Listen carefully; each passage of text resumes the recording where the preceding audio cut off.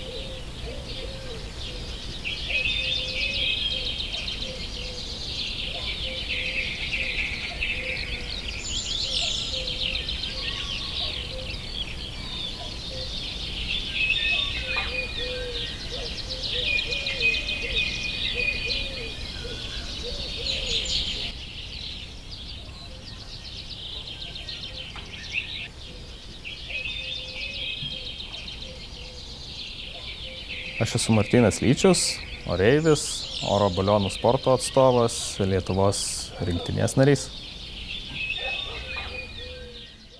Martynas Lyčius, karšto oro balionų pilotas, nacionalinės rinktinės narys, Lietuvos karšto oro balionų čempionato vicečempionas, Vilniuje surengto čempionato laimėtojas, Europos karšto oro balionų čempionatų dalyvis, tarptautinių varžybų prizininkas ir nugalėtojas. Skrydis oro balionu Martynui tarsi atotrūkis nuo rūpesčio ant žemės. Tai ramybės oazė, kurioje viskas pasikeičia. Oreivystė atsirado mano gyvenime nuo pat vaikystės, nes mano tėtė Mindaugas Lyčius vienas turbūt iš tų, sakykime, pradedančių oreivių Lietuvoje jau buvo. Ir kai aš gimiau 94 metais, tai jis jau skraidė turbūt pilnu pajėgumu.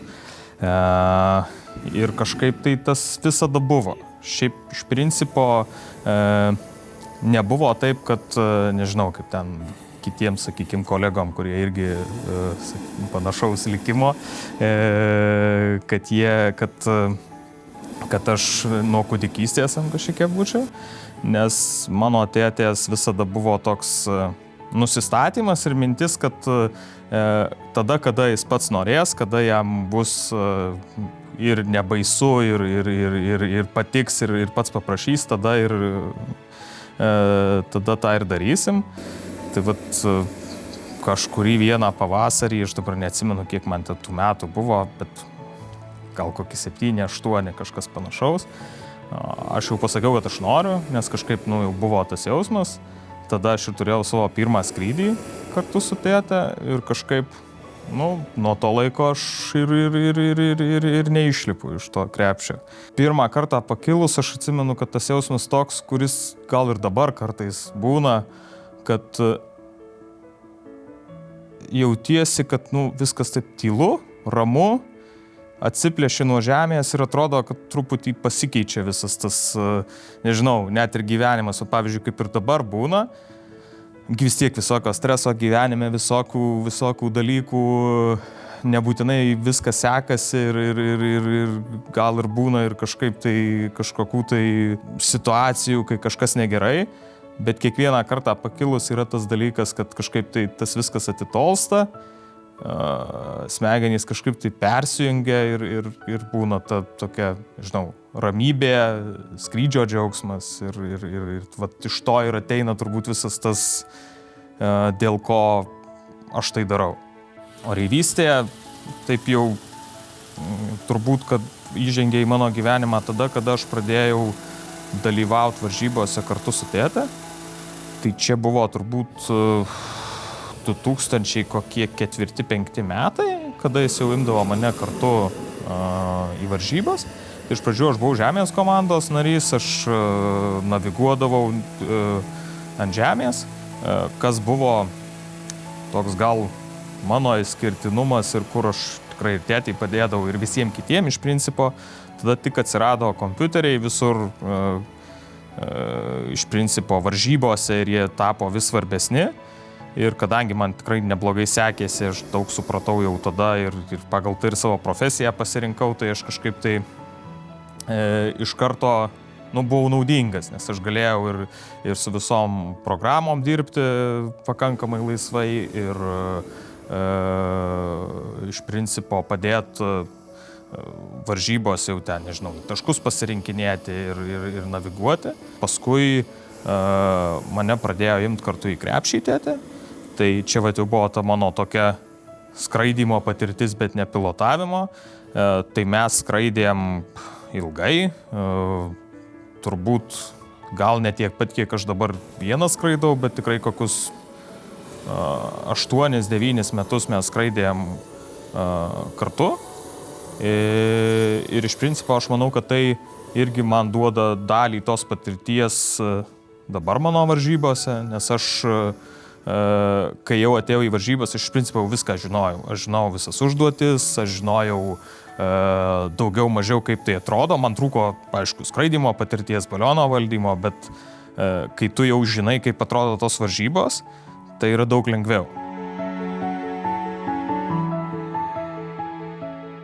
Oro baliono valdymas nuo kitų aviacijos, sakykime, šakų skiriasi tuo, kad oro balione, nėra jokio vairo.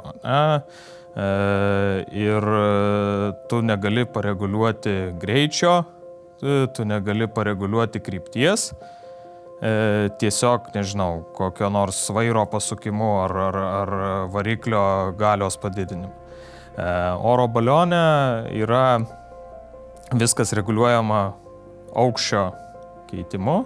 Tai reiškia, skirtinguose aukščiuose būna skirtingas vėjo greitis, skirtinga vėjo kryptis. Taip, tas balionas yra ir vairuojamas. Tai iš principo, skrendant su balionu, tu turi skrydį planuoti labai iš anksto, todėl kad tu turi žinoti, kur tu skrisi, kur tu gali nuskristi, kokios bus meteo sąlygos, todėl kad meteo sąlygos yra labai svarbios, turi būti tam tikras vėjas, kuris yra nurodytas skrydžių vykdymo vadovė, jo turi neviršyti, turi būti tam tikros sąlygos matomumo, jokių audros debesų. Iš principo turi būti pakankamai ramus oras tam, kad skristi oro balionu. Pats vairavimas ir tas, taip sakant, žiūrėjimas, kur tu nuskrisi ir kur tu gali nuskrist, vat ir yra ta, sakykime, gal vieta, kuri man yra ir įdomiausia, todėl kad tie skrydžiai niekada nebūna tokie patys, jie visi yra skirtingi ir tu, kai tau pasiseka tą padaryti, tai kad tu, nežinau, pataikai į kažkokį tikslą ar panašiai, tada ir jauti tą, iš principo pasitenkinimą šitų dalykų, šitų sportų ir apskritai skraidimų. Mes norėdami kilt karšto oro balionu kaitinam orą, mes kažkaip turim žinot, kiek reikia pakaitinti, kad mes nekiltumėm per greitai, arba pakiltumėm tiek, kiek reikia, kad galėtumėm sustabdyti ir taip toliau. Nes iš principo yra du būdai valdyti oro balioną. Tai reiškia, kad tu kaitini tam, kad kiltum, arba atidarai viršuje esantį parašiutą su virve tam, kad išleistum orą, kad tu taušintum kupolę esantį orą ir tada galėtum leistis, arba susistabdyti, tarkim, kilimą ir panašiai. Tai pajausti šitą dalyką, kad kiek tau reikia pakaitinti, kiek tau reikia atidaryti parašiutą, kad galėtum leistis ir tiek, kiek nori leistis arba tiek, kiek nori kilti. Tai iš principo yra tokie kaip ir standartiniai dalykai, ką reikia mokėti, kad tu galėtum išlaikyti egzaminą. Bet iš principo tai yra jausmo dalykas. Gal galima kažkiek tai palyginti ir su vairavimo automobiliu, nes, tu turi jausti, kiek tu turi spausti gazo pedalą, kiek turi stabdžio pedalą tam, kad automobilis darytų tai, ką tu nori. Tai ir su balionu yra iš principo tas pats. Tai skraidymo sezonas oro balionų yra iš principo prasideda jisai kovo balandžio mėnesį panašiai. baigėsi spalį, lapkritį, kol dar yra tinkami orai. Žiemą tie orai paprastai subjūra, tai šiek tiek yra niuansų su tuo skraidymu žiemą, tą galima daryti, bet tas daroma daug rečiau. Karšto oro balionas, jis ore gali išbūti, nežinau, sakykime, jeigu ten nekraunant specialiai kažkiek tai dujų, nesiruošiant tokiam ilgam skrydžiui, sakykime, 3-4 valandas. Oro balionai gali skristi iš principo anksti vakare, anksti ryte saulei pakilus ir vėlai vakare prieš saulei besileidžiant. Ir porą, sakykime, tam valandų. Taip yra dėl to, kad vertikalios oro srovės termikai balionam yra blogai, todėl kad balionas iš principo tampa nevaldomas, jeigu tu patenki į termikus, kas yra iš principo visiška priešingybė parasparniam ir panašiai, sklandytuvam tiem patiem. Oro balionams nėra reikalingi aerodromai nei pakilimui, nei nusileidimui. Aišku, jie ten gali kiltis, gali leistis, bet tai nėra būtina. Mums iš principo reikalinga aikštelė 50-50 metrų. Na ir tas pakilimas gali būti vykdomas bet kur. Nusileidimui tos aikštelės irgi užtenka panašios, bet čia priklauso nuo vėjo greičio. Jeigu yra didesnis vėjo greitis, tau reikės didesnės aikštelės, paprasčiausiai, kad tu spėtum sustoti.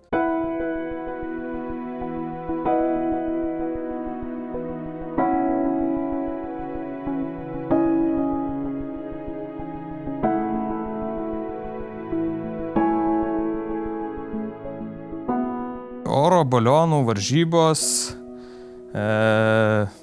yra iš principo tikslumo sportas, kadangi, kaip jau minėjau, oro balione nėra jokio vairo, jis vairuojamas tik tai kylant aukštyn arba leidžiant žemyn. Tai pagrindinė užduotis, kurią reikia padaryti, dažniausiai yra pataikyti į tam tikrą tikslą. Tai įsivaizduokim, kad turim kažkokį tai teisėjo nustatytą tikslą, tai dažniausiai varžybos vyksta taip. Teisėjas parenka kažkokias tai koordinatės, kuriuose yra patiesiamas kryžius. Kryžius tai yra 10 metrų dvi palos, taikinys padarytas ir jis yra padedamas į tų koordinačių vietą ir tikslas yra atskristi į tą kryžių ir numesti į markerį. Markeris iš principo yra maišelis pripildytas su uodega, kurį tu turi atskridęs numesti į to kryžiaus centrą. Tam, kad tai padaryt, yra tam tikros vis tiek sąlygos, tai reiškia, kad tu turi pakilt kažkokiu tai atstumu nuo to taikinio, turi mesti, sakykime, tam tikrą markerį, ten gali būti jų skirtingos spalvos, nes tų kryžių gali būti daug, irgi tas yra svarbu. Na ir turi tam tikrą metimo metodą. Metimo metodai iš principo yra du, tai yra laisvas. Tai laisvas metimas, tai reiškia, kad tu meti markerį ten, taip meti markerį, kaip nori, tik tai nenaudoji kažkokių tai papildomų įrenginių. Negali turėti kažkokias tą markerį išsuktų, sakykime, ar panašiai. Tai jau rankom meti, bet gali jį pats išsukti, gali mesti paprastai. Esminis dalykas yra tas, kad jis būtų išvyniotas, ne? Kad uodega būtų laisva. Kitas metimo būdas, kuris yra dažnu atveju tokiose užduotyse, sakykime, tikslesnis, tai yra gravity metimas. Tai reiškia, kad kai tu atskrendi į taikinį, tu turi jau markerį mesti tik tai permetęs jį per krepšio viršų ir jį tiesiog paleisti, kad jisai statmenai kristų. Tai reiškia, kad tavo atskridimas į centrą turi būti tiksliai per patį centrą, virš pat kryžiaus, nes kitu atveju to rezultatas bus prastesnis. Ir geriausi pilotai šitose užduotyse mėto į centimetrus, nes, įsivaizduokit, yra ir tokių dalykų, kas visai dažnai yra, kada gali atskristi, nežinau, iš 5, gal 6 kilometrų į tą kryžių ir įmesti į patį centrą, tai gali būti ir 0 cm, 2 cm, 3 cm. Ir tuo pačiu gravity metimu. Aišku, tai gravity metimu sunkiau padaryti. Tai čia, sakykime, gal yra tokia klasikinė karšto oro balionų užduotis, bet yra labai daug jos variacijų. Ir yra ir daugiau tų užduočių, bet gal jas galima skirstyti, sakykime, į tokius 2 dalis pagrindinės. Tai viena iš jų tai yra tos fizinės užduotys, apie kurias aš minėjau, ir virtualios užduotys. Virtualios užduotys atsirado su kompiuteriais. Tai iš principo virtualiuose užduotyse tikslai yra panašus. Tu irgi mėtai markerius, tik mėtai juos virtualius. Ir pavyzdžiui, gali būti virtuali užduotis padaryti kuo didesnį kampą. Tai reiškia, kad tau duoti kažkokį tai laipsnį, tu pradedi savo užduotį ir turi kuo daugiau padaryti posūkį nuo savo tos skridimo, tarkim, krypties. Na ir tada tai yra matuojama, tarkim, jau virtualiai. Per varžybas paprastai būna užduočių įvairus skaičius. Jeigu, sakykime, tokiose standartinėse varžybose būna 5-6 skrydžiai ir jeigu viskas pavyksta, tai galim paskaičiuoti. Rytiniuose skrydžiuose būna 5-6, sakykime, užduotys, nes jie yra ilgesni, vakariniuose iki 4. Tai jeigu mes turėsim 5, sakykime, skrydžius, tai mes galim turėti šituo atveju 10 per dieną, dienos 20, kokį 6-30 užduočių. Galima ir taip turėti. Europos ar pasaulio čempionate, kur mes turim iš principo vos ne savaitės skraidymo, 11-12 skrydžių, tų užduočių labai stipriai daugiau nebūna. Būna turbūt 30, 30 kelios, gal 40. Visos užduotys yra vienaip ar kitaip svarbios, jos parodo skirtingus, gal sakykime, tuos įgūdžių lygius. Bet jos tam ir sugalvoto, aš kaip ir kiekvienam sporte, ta prasme, yra tam tikros rungtys, kurias turi įvykdyti. Reikia suprasti vis dėlto, kad tai yra aviacija, kad tavo pirmas prioritetas yra tavo ir kitų saugumas ir kad tu turi be visa ko tam tikrą atsakomybę, kad tu vis dėlto esi pilotas ir jeigu tu turi licenciją, reiškia, tu jau turi tam tikrą gal didesnę atsakomybę, negu turėtų šiaip paprastas žmogus tam tikrose gyvenimo situacijos. Ir tą yra svarbu suprast, kad čia nėra, ta prasme, tiesiog kažkoks tai pasivaikščiojimas, Tai čia pirmas dalykas, ką reikia suprasti. Tai čia yra saugumas, yra prioritetas. O toliau visi kiti dalykai, jeigu mes kalbam apie varžybinius pilotus ir taip toliau, čia jau yra įvairiai. Ta prasme, čia jau irgi prasideda visi sporto dalykai, tai yra ir psichologija, kuri ir tam pačiam saugumui svarbi, ir sportui svarbi, todėl kad tu turi, nepasimest kažkokiose kritinėse situacijose, turi vest save pakankamai ramiai per visą tą skrydį ir stengtis susifokusuoti tai, ką darai, tai tas yra labai svarbu. Ir aišku, reikia nepamiršti, kad oreivystė yra pirmiausia irgi apie bendruomenę. Mes labai tą kartais būna pamirštam varžybose, kai tu labai susikaupęs iki to rezultato, tu kažkaip būna pamiršti gal, kad yra ta bendruomenė, bet visada stengiasi prisiminti, visada stengiasi vieni kitiem padėti, todėl kad tada ir gaunasi tas geresnis rezultatas. Tas yra labai svarbu, kad kuo geresnė yra tavo komanda, tuo tu labiau gali būti susikaupęs skrydžiui ir pačio skrydžio metu gali būti įvairių variantų. Gali būti tokia komanda, kuri tiesiog važiuos iš paskos tavęs ir padės tau susirinkti, bet gali būti tokia komanda, kuri, nuvažiuos prie tikslų, pamatuos tau vėjų skrydžio metu ir duos daug informacijos, kuri tau padėtų pasiekti geresnį rezultatą. Tai Europos pasaulio čempionatuose paprastai nebūna tokio varianto, kad kažkas tai laimėtų neturėdamas tokios geros komandos. Aš varžybom paprastai ruošiuosi, kaip aš sakau, varžybose, bet čia, jeigu kalbant apie tą sportinę dalį, ne, kad tas tikra treniruotė dažnu atveju jau tom rimtosiam varžybom būna skraidant kitose varžybose, todėl, kad tik ten yra ta tikra patirtis, tikras azartas.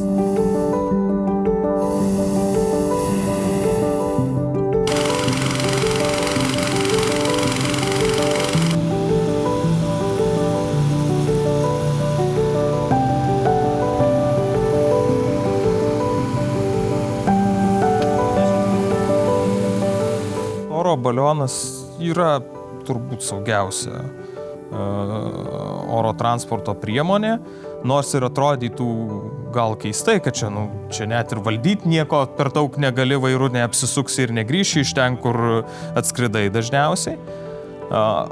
Bet reikia nepamiršti, kad kaip ir kiekviena oro transporto priemonė, čia mes turim, sakykime, gal ne kiekviena, bet šiuo atveju turim tam tikrą variklį, tai yra degiklį, ne? Bet jeigu net ir yra kažkoks tai gedimas ar dar kažkas, tai reikia nepamiršti, kad dar turi virš savo galvos didelį parašiutą, ne?